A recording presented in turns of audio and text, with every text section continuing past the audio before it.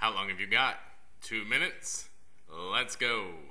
The story of the Roman Empire begins with the rise to power of Augustus, the first princeps of Rome, who also held the titles consul, tribune, pontifex maximus, and imperator.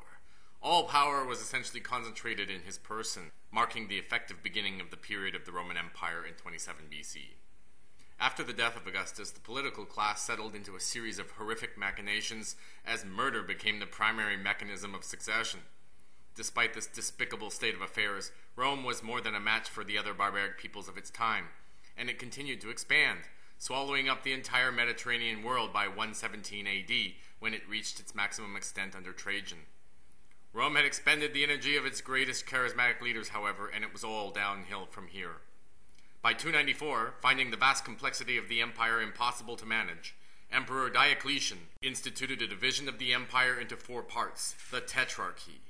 This temporizing maneuver could not hold back the tide of decline. Constantine, a contestant among the inheritors of the Tetrarchy, converted to Christianity and instituted official toleration of Christianity within the empire, finally calling the Council of Nicaea of 325 AD to establish an official doctrine for the now Roman religion. With the arrival of the Huns in Europe, a game of musical kingdoms was unleashed, with the Goths fighting their way in to escape the Asiatic onslaught. At Adrianople in 378, the Goths defeated the Romans and began a long migration through their territory. Ultimately arriving in Rome itself, and having suffered much abuse at the hands of the Romans, their leader Alaric sacked the capital.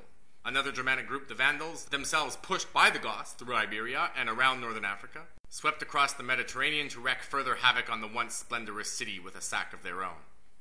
It was only a matter of time before someone would perform the final, by that point, merely ceremonial function of deposing the Roman emperor. Germanic barbarian Odovacar performed the deed, officially bringing the rule of the last Roman emperor Romulus Augustulus to an end in 476 AD.